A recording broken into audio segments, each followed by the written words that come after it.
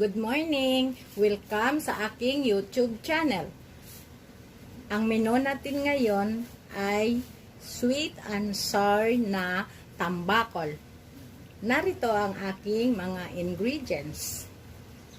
Meron tayong isda na tambakol. Asin, bitsin, paminta, carrots, sili. Isa lang guys ang gamitin natin dito. Tapos luya, bawang, sibuyas, at cornstarch para sa ating palapot. At lagyan din natin ng Del Monte na ketchup para may kulay naman siya. Ngayon, mag-umpisa na ako balat ng carrots. Ayan, magbabalat na ako ng carrots.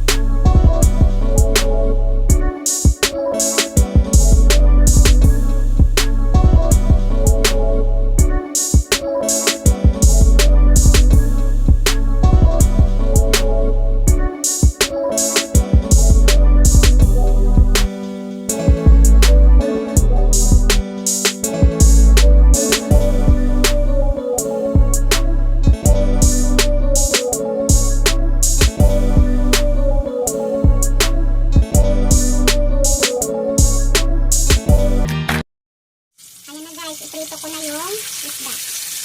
Tapos, iprito ko muna sa lahat. Tapos gagawa ako ng sauce niya mamaya. Ayan na guys, mag-start na ako gisa ng sauce.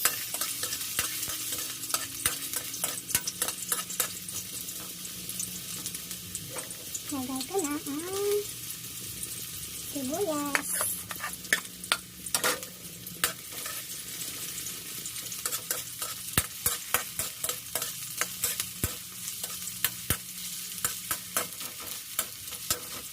At isunod ko ang bawang.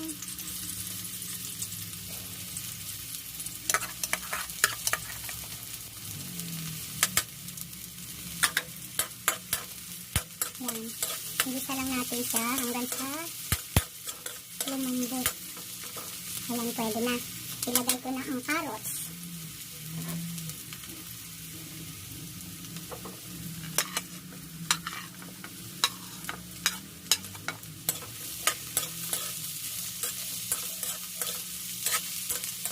Halo-halo lang natin.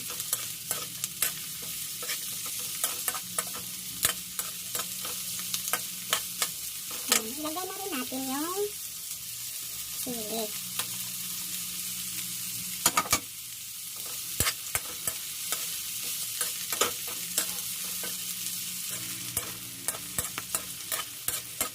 Yan. Ilagay na natin. Lagyan natin siya guys ng asin. Kaunti na asin lang.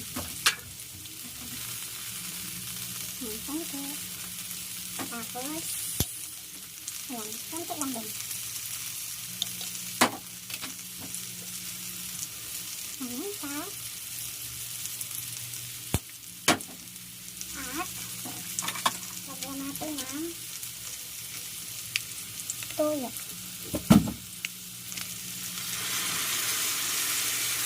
Yan, isang kutsara. At suka. 2 kutsara.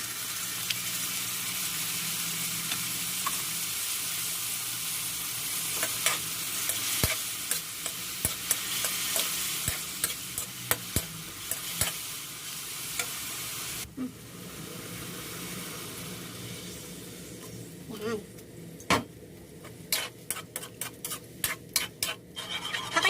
natin. Saglit lang ito. Ayun na guys.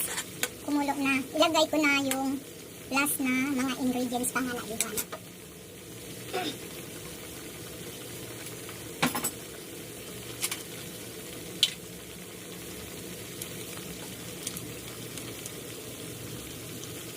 Sweet and sour.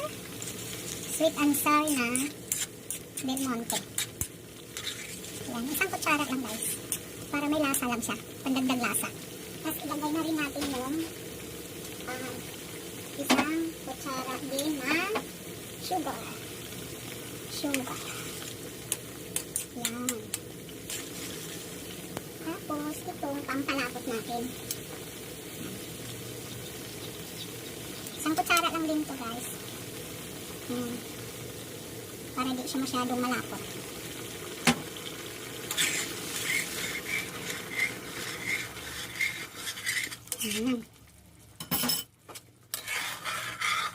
Yan, ganyan ang itsura niya guys. Itaping ko na siya sa isda.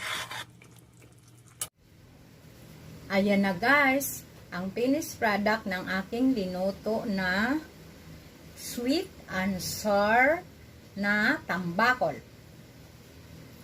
Yan, kung nagustuhan ninyo ang aking video, please mag-like, mag-share, and mag-subscribe sa aking YouTube channel. Happy cooking!